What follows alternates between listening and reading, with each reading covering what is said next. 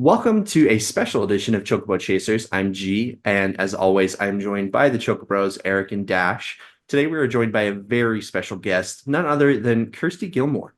To say that Kirsty is an accomplished voice director would be a tremendous understatement, with credits on as a voice director on none other than our 2023 Game of the Year, as well as the Game Awards 2023 Game of the Year, Baldurs Gate 3, as well as additional voice direction on Call of Duty Modern Warfare 2, Live Out Live, Destruction All-Stars, Cassette Beasts, as well as the animated series Shasha and Milo.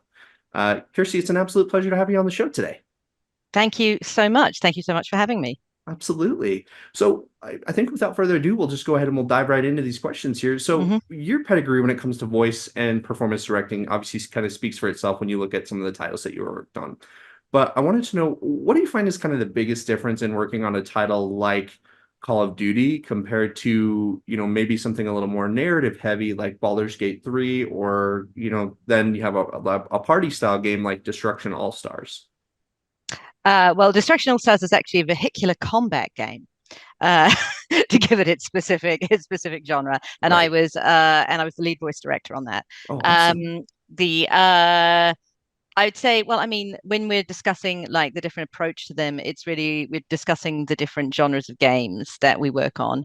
So my approach to the games in some ways it's a very similar approach to each to game directing, game voice and performance directing in general. In some ways they're very different because they're different genres. So for Baldur's Gate 3, because it was voice and performance, so it was we recorded the voice performances and the mocap performances simultaneously for almost all the characters aside from the animals and some of the big celebrity names. So that was a different approach entirely, not just to do with the fact, not just because it was a huge amount of dialogue. I mean, on release, it was something like 100,000 lines of dialogue on release. Yeah, there's a stat that I have don't have to hand, but pulled up, and it's more than then because there've been patches and additional content since then. So, and I was working on that for almost 4 years, and because it was so narrative heavy, because the characters were so complex, because the story itself was so complex, then what I found myself with every game that I work on, I'm always very interested in the overall story, in the overall and all of the characters that I direct and how they slot into the story. But with something as large and as complex as Baldur's Gate 3, like it's too much to talk to kind of condense that enormous arc into one kind of petty little sentence for my actors at the start of a session. So you end up getting very having to figure out very, very quickly what every time you have an actor in front of you playing a different character, how that character fits into the story and where they are. What becomes really important is what's just happened for their character, what's about to happen for their character, and then establishing the overall tone of the game. And also very close contact with the writers, and knowing what they had planned for the characters on something as large as Baldur's Gate 3, because it was over years, and I did work with a lot of those actors, particularly for the main roles over years. Um, Keeping constantly up to date with those characters' journeys. Some of the characters I worked on, like Astarion, Neil Newburn's character, I worked on extensively. I worked a lot with Neil over those years, so I always had I had a good idea of where his character was developing. But some of the other characters, like maybe some more of the significant NPCs, I might have worked a lot with in 2020, and then I came back and worked with them a bit in 2023, and their character might have gone on a journey that I just wasn't as aware of because it was such a large game and there were quite a lot of us directing on it. Um, so it was really important to keep on top of the lore and the stories in very different ways. And with something like Call of Duty Modern Warfare 2, I didn't have to do that. The what I worked on mainly worked with the operator characters, which are the characters that you run around and play with. Right. So that is all barks, all voice barks. And it's also milsim, it's military simulation, so that is a very specific style. So for that I was interested in what the characters were, but the story, not as much, not as important for that particular job. And it was a lot to do with what's really, really important for the characters in that game is that I was very focused on making sure my characters were safe physically because they were shouting. I like to say there's two levels of projection in Call of Duty games, which is shouted and very shouted. Um, that's that's not an exaggeration. So that means that my actors I had to be very careful of their vocal health and be very aware of that, and really keep them within there's a very established sound for milsim games, especially milsim games like Call of Duty, who take their immersion and their specifics and their accuracy very, very seriously. So we had to make sure that essentially the actors constantly sounded like soldiers. They had to sound military the whole way through. And we're not working with military, we're not working with military personnel, we're working with actors. So that was a whole different kind of reframing of it. I wasn't as focused on the story and the narrative. I was focused on a whole different kind of genre of things. And there's similarities in that with something like Destruction All Stars, which is, like I say, a vehicular combat game. I called it a driving game at one point, and I was told very, very specifically it is a vehicular combat game. Essentially, in Destruction All Stars, if you've ever played it, it was one of the early PS5 titles, and it was you get in a car and you drive around a kind of a stadium, and you can leap out and you can bash into other cars and you can take over other people's cars, and you can get out and do a bit of parkour, and do races and win prizes and points and things like that. It's a lot of fun, and that is a lot of barks. Again, there's a lot of action. It's a lot of voice barks, but it had, so some of the things I was considering and I did that back in 2020. Some of the things I was considering about were very similar to what I would do with Call of Duty, thinking about projection, thinking about keeping my actors safe. But I was really interested also in the characters, because the characters in Destruction All Stars were very specific. They were all from different parts of the world. They're different ethnicities, different accents, different cultural identities. We worked very closely with writers, and I worked very closely with the writers, and the producers worked very closely with sensitivity readers to make sure that we were accurately representing all these different cultures. So, and really creating personalities for these characters. And there were also cut scenes in there as well, which developed their story. So I was thinking that. But it was a lot more straightforward than something like Baldur's Gate 3. It's a shorter game. Right. And it's less, although the characters are very important, the narrative is less of an importance, because it's a combat game rather than a narrative game. Right. That's a very long-winded answer. Oh, but Hopefully that gives you no, I what think you're looking for. that's a great elaboration on it, though. I think that was perfect. Eric, why don't you go ahead and follow that up, man? So Baldur's Gate 3, you spoke about how large it was and how there were multiple directors and things like that. We've actually interviewed another one, Thomas Mitchell's, came on before and gave us a little bit of the behind the scenes, but we were curious. So when you have all these directors lined up and you have so many different actors and all these people working together, do you divvy up early on what someone's going to do, or is it just kind of time based? Whose schedule fits what? I can't.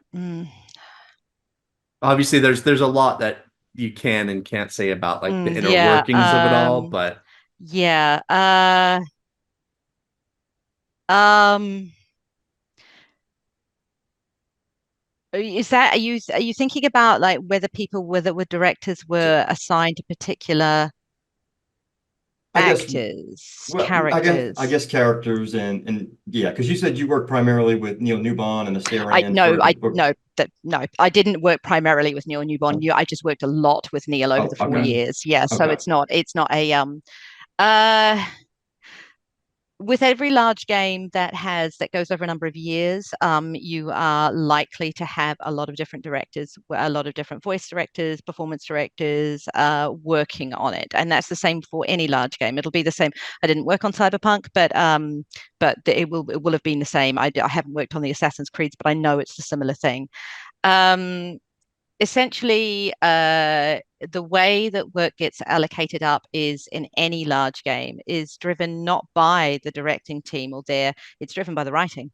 So it's when different parts of the script are available, what's priority, what needs to be done. That's all driven by the development cycle. So when games are when you're working on a large game like that, is what you might be directing will change from week to week or day by day, depending on a number of like a really large amount of factors. So one thing that might be considered is if you've been working on a scene with a particular actor and you want to continue working on that scene to finish that kind of bit of the story arc, then that might be something that may take into consideration, but availability is definitely something that's taken into consideration, and just priorities. I think every single game that I've worked on, one of the first things that I have to consider is, depending on where it is in the development cycle, what's the priors for this? What's our priority lines or groups of lines for this? And this will massively depend on what they're doing, what marketing they have coming up, what they're doing for the next sprint. It's really development cycle based. So in terms of how the work gets divided up, it's just a combination of lots of different things. It can also be to do with how there might be certain things within a game where not everybody works on absolutely everything, to do with a lot of different things. There's and people's own skill bases and experience levels. I worked with Amelia Tyler, the narrator, a lot, but not every director on Baldur's Gate 3 worked with her. Because it was the narrator had a very established style. And there were a couple of us early on in the process who worked with her quite intensively, and that kind of got carried on. It's not to say other people didn't, but it was sometimes if you're working with a particular character, then sometimes it is, if it works out that way, easier to do that. But on a lot of games that I've worked on, I'm the lead director or the only director. So like I said, Destruction All Stars, I was lead. Many of the games I work on, I'm the only voice and performance director. So I do all of it. That's what happens. So it just kind of it depends. I would say that Baldur's Gate 3 is probably the largest group of directors I've ever worked with. And normally it is also the largest game I've ever worked with. But I know on something like Call of Duty, there are also a lot of different voice directors on that. And for that, I specifically worked with actors I cast. So I cast and directed them, and I can't go into the details about why those particular characters were ones I did, because that's under NDA.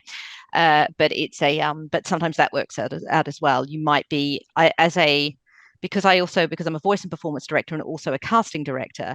The way I'm involved in projects and games differs from game to game.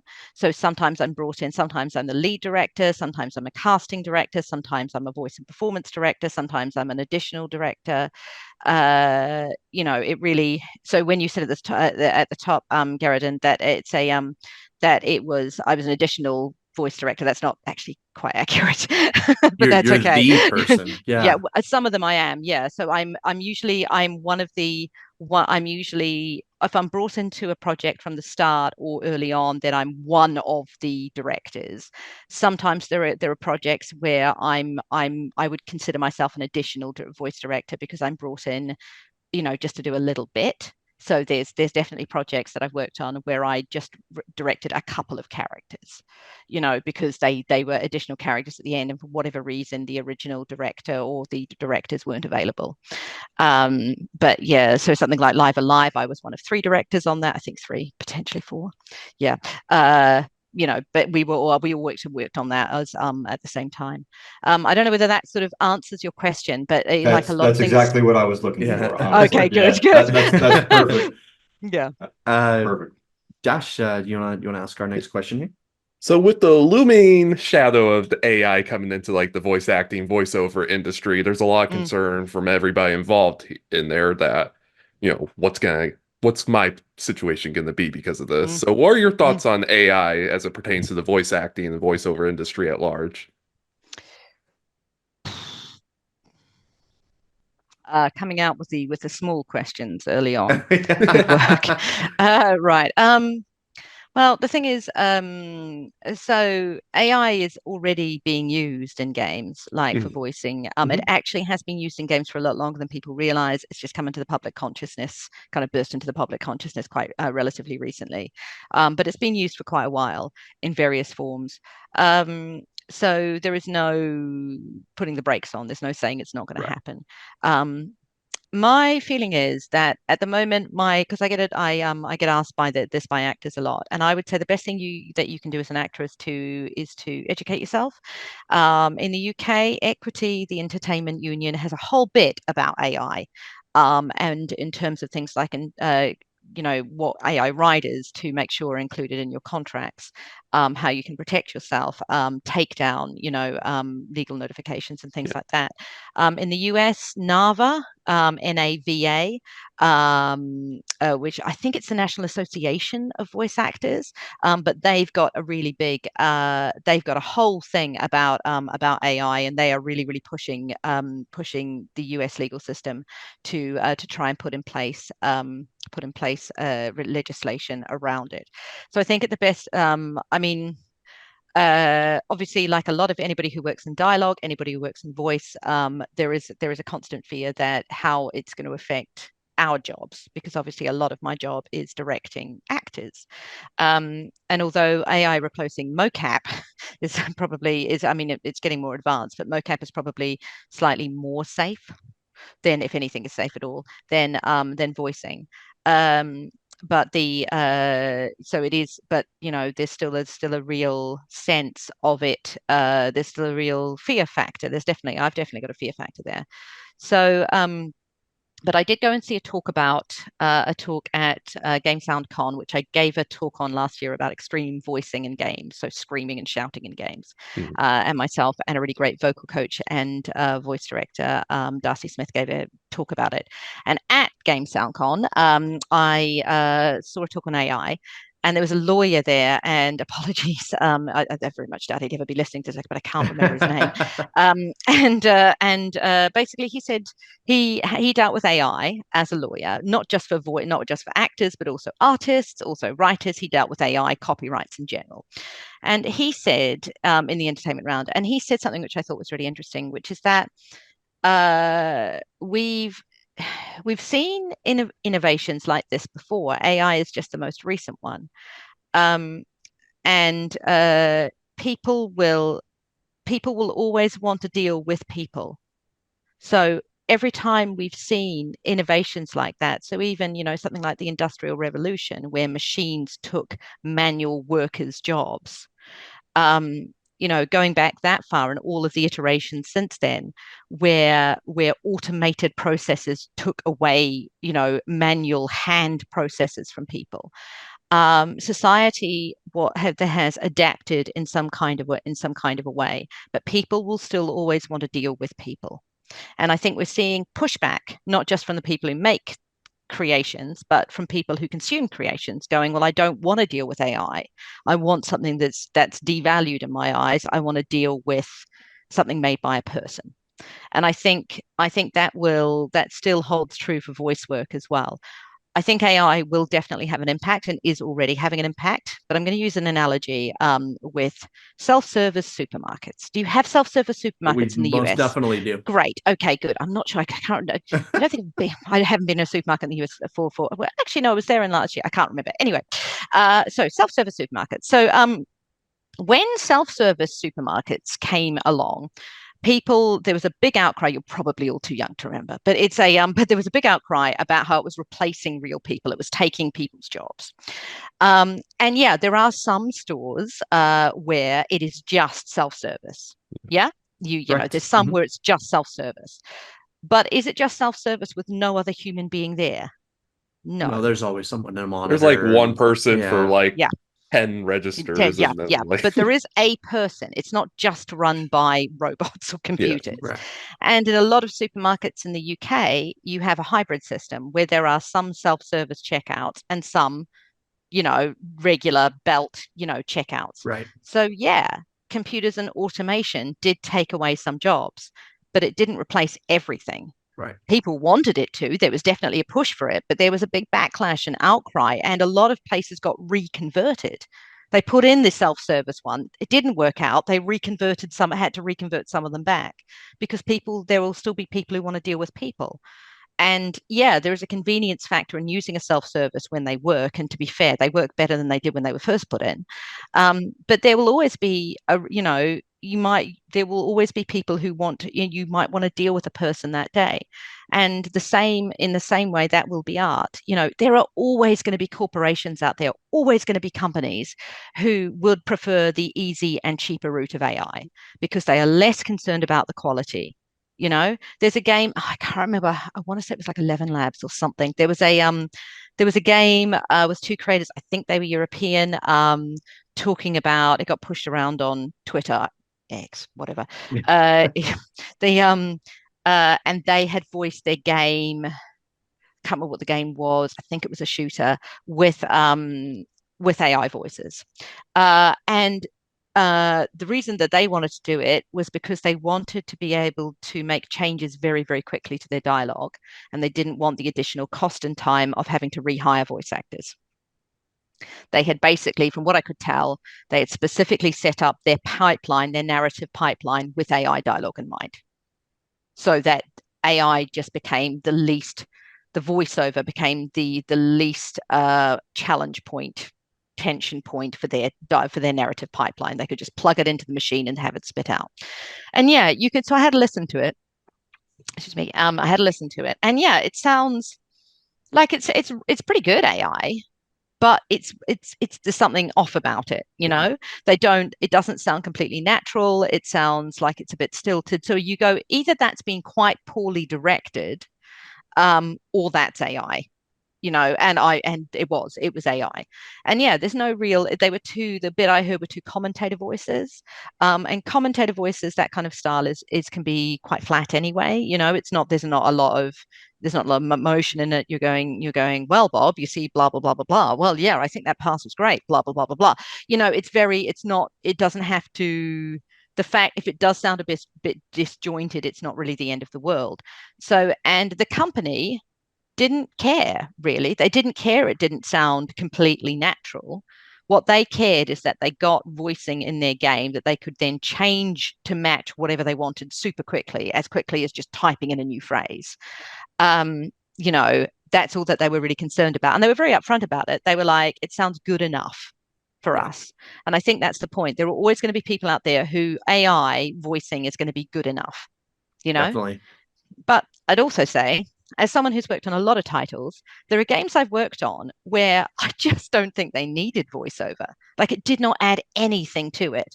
Not because, I'm not great at my job or my actors weren't great at their job, just because it just didn't really adding voicing. They weren't narrative heavy games. They weren't, it just didn't really add anything to it. And that's the sort of game where I was like, why don't you use why, I'm happy they didn't use AI, but it was a surprise to me that they didn't go down that route. And they still chose to use real actors, and hire a studio and get it properly directed. And there are definitely, so there are definitely games out there. There are definitely creators out there who would prefer real people.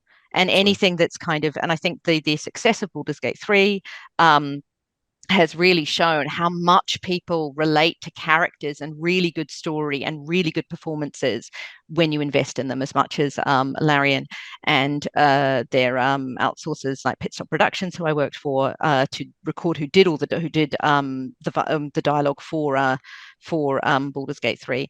When they invest in the time and effort and cost that it takes to create really good performances, and you get that kind of reaction, then create game developers around the world are going to see that.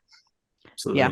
And I think the game actually that you're referring to with the commentators, it might be the finals. It's been Could be. Oh, a pretty popular game, and it Mm. was one that the developers did publicly come out. So I'm thinking that might be the same one that you were referring to. I mean, possibly. I do know that a lot of gamers and a lot of gamers don't care about dialogue, perfectly aware of that, and I will say to anybody, having really, really great dialogue can elevate a game, but it's got to be fun to play. And Yeah. mostly gamers, as someone who has played games for well over 30 years myself, game experience and gameplay, that's what I'm interested in. Like really great performances, amazing, that can be really make or make a huge difference. But at the end of the day, the game's got to be enjoyable in some way for me to, or engaging enough for me to play it. Exactly. yeah. And I think that goes well with probably stuff like the Call of Duties where people just want to shoot stuff up. But Yeah. Call of Duty at least does put the effort in to actually have. yeah. And to be fair, the campaign on Call of Duty Modern Warfare 2 is really, really good. Like the campaign, the story is really good. The Great performances are really narrative good. there too. Yeah, really great Wish I could narrative say for the that. same for Modern Warfare 3, but You're It gonna didn't work have on. I didn't work on the voice direction for Modern Warfare 3, so I can't yeah, comment. I know it's just like they didn't really care might be about why. narrative in there. I That was think the problem. I think it just comes. I mean, you're gonna have everybody's gonna have their favorite when it comes down to the narrative, but Mm. yeah.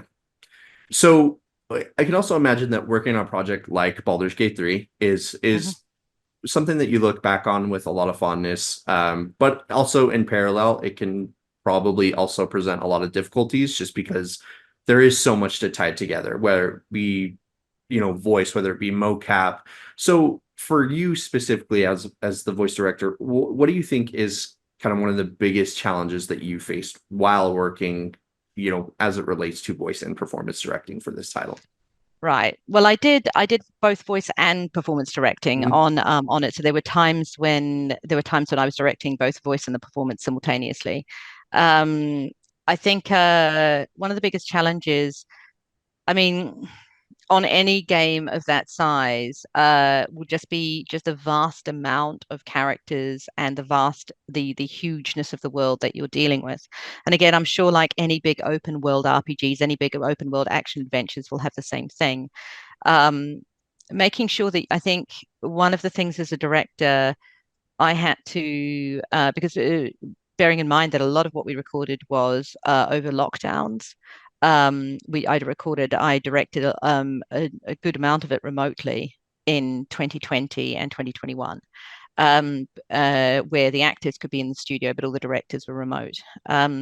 So one of the things that started off being quite challenging, but became kind of second nature the more I did it, is being able to sort of I think like just going back to one of my earlier answers, being able to concisely summarize for an actor what this game is.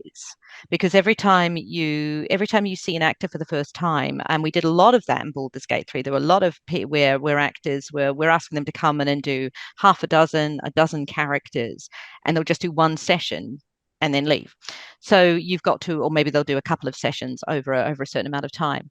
But it's you've only got about 10 minutes to explain to the actors, make them feel comfortable, make them feel safe so they can feel safe to vocally, obviously, but also to explore physically and vocally so they feel that they can offer lots of interesting options.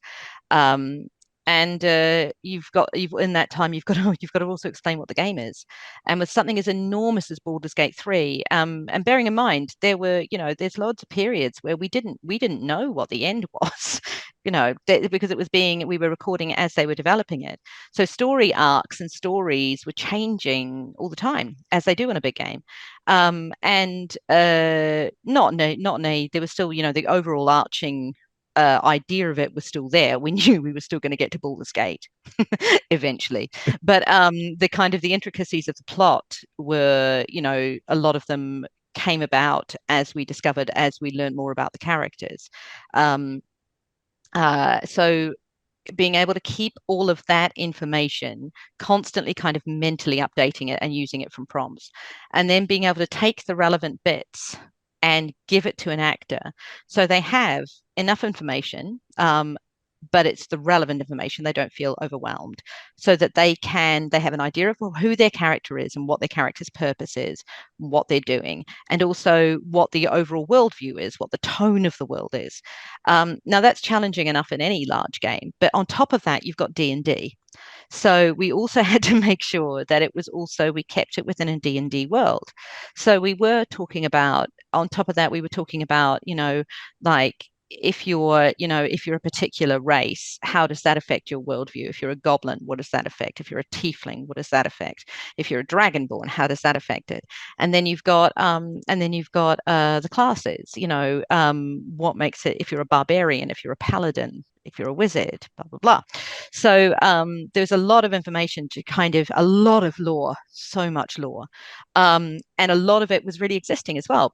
And another layer on that, Baldur's Gate 3 is the third in a series, so we have 2 other titles to consider as well. And obviously, as a voice director, as a voice and performance director, I didn't, that was something that was dealt with by the writers, who were the ones who would have been, and Larian liaising with Wizards of the Coast. But it did bump into it occasionally, where we would come across a character which was a legacy character, and we had to be respectful of the original material, and be guided by the writers and by Larian and the narrative designers to say how respect do we need. Are we looking, do we have to sound, how close to this original voice do we have to sound or not? Do we want to keep the kind of the feel of it, but we don't have to go with the accent? That kind of thing. So there was, I think, just all those big layers of Baldur's Gate 3 made it were the big challenges to kind of keep in place. Just dealing with something of that size with those so many layers on top. And I think it's let me think. It's the only game I've worked on where I had those kind of so many different layers to consider, because obviously something like Call of Duty Modern Warfare 2 is part of the Call of Duty series, but it's still part of the lore they've created. That's the world they've created. Whereas Baldur's Gate 3 was off an existing IP that was being done by a studio that hadn't done it before. And that was, and that kind of brought itself its own kind of challenges. So I would say, yeah, that's probably something. It's definitely the sort of thing I had the most conversations about. What have they done now? What did they do? Okay. Okay. That's cool. That's fine. And like any big game, characters went through a lot of changes. So they're a character who you may have referenced 6 months earlier through another character. By the time you reference them again with a completely different character, or maybe the same character, they've really changed. So that's now, how you previously were in love with them. Well, you're not anymore, because they're in love with someone else now. That kind of thing. It's and that's a lot of that was something that we had to kind of keep on top of. So we did a lot of interactive, like a lot of talking to each other as the directors. Hey, you worked on this particular species of character. We did a lot of really careful documentation about physicality and also vocally. We did a lot of, like, if you'd worked with a character in a particular scene on a particular theme that you thought was going to come back again, then you might make quite detailed notes on that. So for this, we did this, and it went down to things like, which side of the body did people indicate certain like religious allegiances to? What sort of physicality did they use? And then, of course, we've got all the mocap technical bits on top of that. So we had certain rules that we had to abide by for technical reasons for animation for the mocap. There was a lot. It was a lot. I think what I'm getting across is that the challenge was really the complexity of it. Right. Is the biggest thing, having to keep a lot of different information in your head constantly, but also not overwhelming your actors, because I might have an hour with them and I can't give them everything I've got. I've got to figure out which bits are relevant to them and then go this. I got really, really good at, like, going, right, so this is the game. This is your part in it. This is what's happened. This is what's about to happen. This is what's happened in the scene. Here we go. And I got really good on that. Actors got really, really used to me going, boom, boom, boom, boom. Okay. Have you got everything? Okay, let's roll. Yeah, so No, that's I think that's a perfect explanation for kind of what we're looking for. I know that we're a little pressed for time here. We had two more questions. Just want to yeah, make sure, sure go that for it. you're okay. Perfect. No problem. No problem. Okay, perfect. Dash, or I'm sorry, Eric, coming in with our second to last question. Why don't you go ahead and pass it on? So we've talked about the major projects that you've been doing, but everybody kind of has a soft spot for some of their projects that didn't get as much love in the public view as they'd like. So is there any one of them you'd like to give us a shout out, especially to for our audience to check out? I'm going to give a shout out to a game I'm working on at the moment, called The Quiet Things. The Quiet Things is a project that's really close to my heart. It's a indie game made by a micro indie team. We are less than 10 people, and I'm the voice and casting director. The Quiet Things it's a autobiographical game. It's a walking sim, and you explore the life of Alice, the main character, from the ages. She writes a diary from the ages of 8 to 19, and you go through her life. It takes a really raw, very unflinching look at childhood trauma. It talks about mental health, child abuse, grooming, sexual abuse, depression, suicide. You're getting some, very, very heavy Very themes: heavy. bullying, Yeah. homelessness. We've got an open development process, so I can talk about it. And it's done in it's a non-graphic way. It's all done through, you explore. It's a walking sim, like I say, and you explore Alice's story by listening to diary and reading diary entries, and also hearing audio memories. Audio, you'll pick up an object and it will trigger a piece of dialogue or a conversation or a memory of some sort. And Alex Jones, who is the creative lead of Silverscript Games, and also the writer on the game. I've known Alex for a number of years, and it's really, I really champion The Quiet Things. We're still in development process. Where it's being demoed. It's had a demo on various places. I think it might be on Itch.io at the moment, the demo. I'd have to double check that. But it was really, really important to Alex that this story is told, because it's her story. It's her real life experience. It's an autobiographical story. And having games can be such an important medium, not just for entertainment, but also as educational, as support, just as a way of experiencing the world, and discovering that somebody else is going through the same thing you do. BAFTA Games Awards, I'm a BAFTA member. BAFTA Games Awards has a category called Games Beyond Entertainment, and I get a lot of people who work in more traditional media like TV, film, theatre, audio, radio, drama, and they say, and when I tell them about the game, their faces, they're like, "That's a game?" And I have to say, well, yeah, because it's an interactive experience, so therefore, it's a game. You play it, you interact with it. There are certain things you experience through it. It's definitely not it's not passive entertainment. Yeah. But games don't have to be. They don't have to be funny, and they don't have to be just pure entertainment. Games can teach us stuff. And I think something like Baldurs Gate 3, one of the reasons it's been so successful is that people really identify with themselves. I was on, Jennifer English and her girlfriend Alyona Baranova have a stream that they do. Jennifer English plays Shadowheart in Baldur's Gate 3, and Alyona was one of the performance directors. And I was a guest on their stream last week, and just seeing how their fans really interacted with Baldur's Gate 3, and the meaningful discoveries that people made, the way they related in the two different aspects of different characters and ways, just is really, and you can see that all over social media, people going, God, I really related to this about Karlach. I really related to this about Shadowheart. I really related to this particular NPC. And I think it's just testament to the way that games can affect people far beyond bang bang shoot. Absolutely. Just because it's fun around. It's fun to run around and shoot people and shoot things.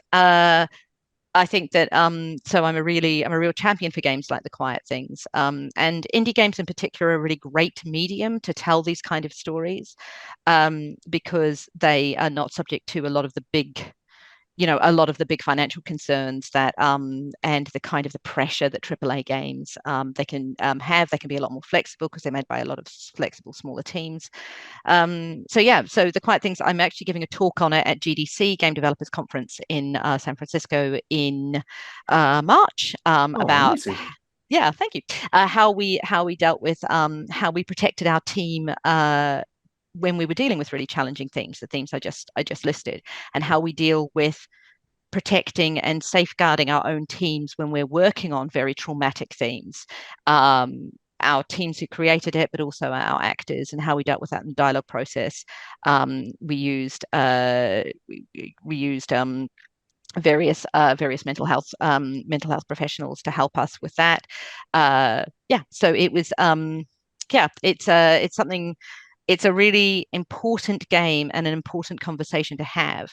And since it's been demoed at various festivals, various just smaller games festivals, Alex has had a lot of people come up and say, wow, this really affected me.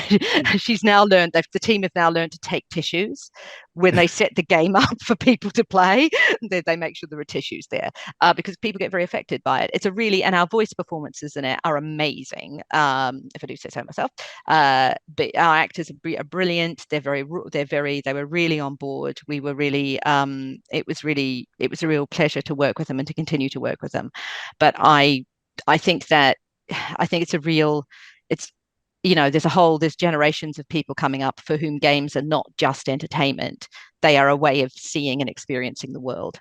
And we've had a lot of examples of that, like Animal Crossing during the pandemic, the big rise of how popular that was, because it was a way of people to interact with each other virtually, and it was a way of experiencing other people's worlds when we couldn't experience other people's worlds. So I'm a really big advocate for that. So yes, Quiet Things, I think it is on itch.io. Alex said I didn't think I'd be talking about it, so I'm not very prepared. But it the demo, I think, is they've got a Steam page, so everything will be on the Steam page. And you can have a look at that. But it's made by a UK based micro indie team. Our Christmas party was like 6 of us. It's great. And that will be. I don't know when we'll be releasing that, because it's still in development at the moment. But yeah, that's probably something that's. Yeah, it's also the most challenging game I've ever directed because of the themes involved. Yeah. Baldurs Gate 3 is the longest, but this is the most challenging. This is the most challenging theme that I've had to. The Quiet Things is the most challenging game I've ever directed because of the content. It's very rewarding, but boy, but it's heavy. It's gonna make an impact. I love that though. So Dash, you get to follow that up for our final question. There we go. Final question. All right. So with the number of services you offer through Sounds Wild, do you ever find yourself with sometimes too much work that could end up having conflicts, or do you? Good question. Too much. Do I have too much work? What I find is that I often have, like, I would say I usually have about 5 projects going at any one time in various different stages. And because I work across games and animation, and also radio and audio drama and podcasts, what I find is that, sometimes I find myself doing multiple projects in the same day, and they might be very, very different. So I might be casting an animated series in the morning and then running across town to direct a really gritty zombie game or something like that, And so there was a bit when I was directing Shasha and Milo, the animated series, and it's about cats. Kids who can become cats, who have superpowers as well, because obviously, why wouldn't you have superpowers? Exactly. So there's one of so they can be cats and people, and a hybrid of them both with superpowers. I remember that there were times when I was doing Shasha and Milo, and I can't remember what the other game was. I have a feeling it might have been Call of Duty. So I was kind of doing like morning sessions. And animation is very fun. It's very funny. When you're directing animation, you have to find the humor. So I was looking for like laughter, it's very action, it's based kids kind of like 7 to 11 years old, so it's very, it's very fun. And yeah, we were literally talking about cats, little pink and other cats, very cute. It's a really adorable show. But and then I was like running across London to go and direct sessions for Call of Duty, where and we all know what Call of Duty's like, where I'm asking people to, to say get the grenade, find the grenade, got a shock stick, etc. And it's and saying to them, yeah, you need to sound more military. We can't pitch that up too much when you're shouting, because it can sound like you could be panicked, and it's really important you don't sound panicked. So that was a really different vibe. I was thinking, Milsim, and an hour beforehand I'd been like la la la la la pink cats. So so I think sometimes it's not so much too much work as it is just having to make those switches quite quickly. And yeah, sometimes I'm a freelancer. Of course, I overtake work. Anybody who's a freelancer does that. Yes, say yes to everything. And there was a bit last year when I was working on a big sound design project, where as a sound designer, and I don't do as much sound design work these days, but I do a bit of it still. And so I had to like switch all my directing hat off and go, well, you're just being a sound designer.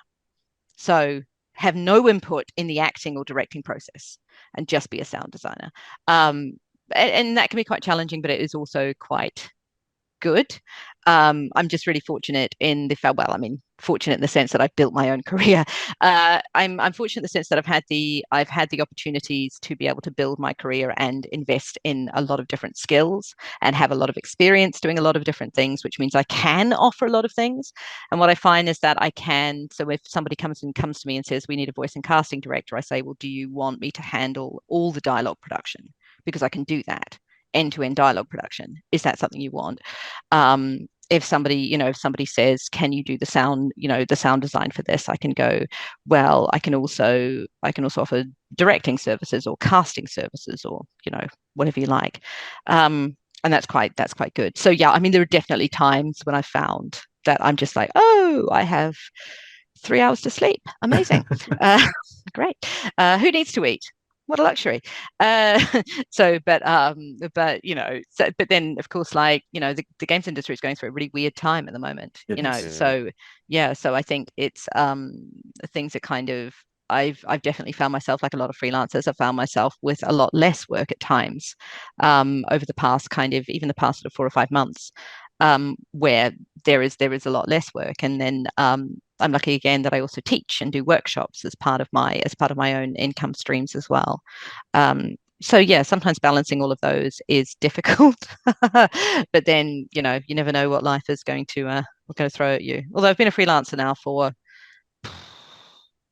13 years this time around, I think, something along those lines, 13 to 14 years, and so I've kind of sort of got used to the peaks and troughs. I say that, and then another like trough will come along, and I'm like convinced my career is over. And then it'll pick up again. It's like, oh yeah, this always happens. Yeah, okay. So maybe I haven't learned.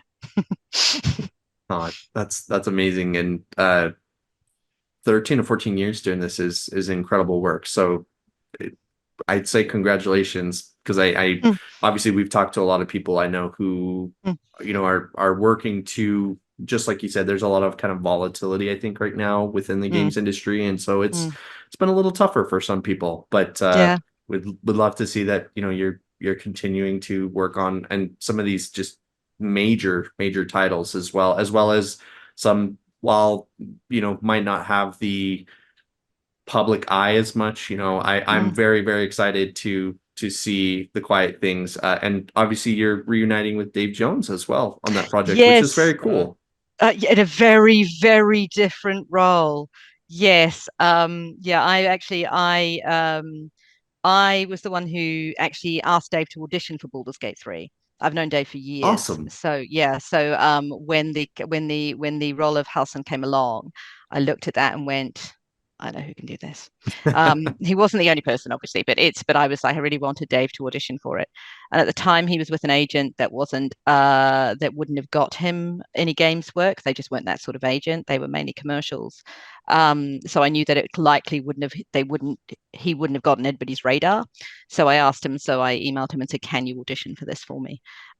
Yeah, and I was obviously thrilled that when he got the job, and then Halcyon has become The internet's bear daddy. Yeah. The internet's bear daddy, which I have to say, none of that was not something that either of us or anybody, I think maybe the writers expected. Yep. So that's good. But yes, and then Dave, so yeah, I've known Dave for a long time. And when we were looking for he plays the father in The Quiet Things. Very different role. Yeah, wow. Very different role. So that's and that was that was lovely to work with Dave, because like I said, it was such an emotionally challenging game, and it had such challenging themes. To work with someone who I'd worked with really closely and knew well was really, really good. And in fact, I think there was our lead actor of Alice. I didn't work with her on Baldur's Gate 3, but I did work with her, the woman who plays Alice. I did work with her on another game, which will be coming out at some point, which I can't talk about because I'm under NDA, but that's quite a large game as well. So that's it was really good. It's really lovely. I'm really fortunate to be able to work with, be able to give actors opportunities and to work with actors who I love working with. Yes, but yes, Dave Jones. Yeah, Dave's role in The Quiet Things is very different. So that almost just has me more excited now. So definitely excited to see kind of his range and he's so.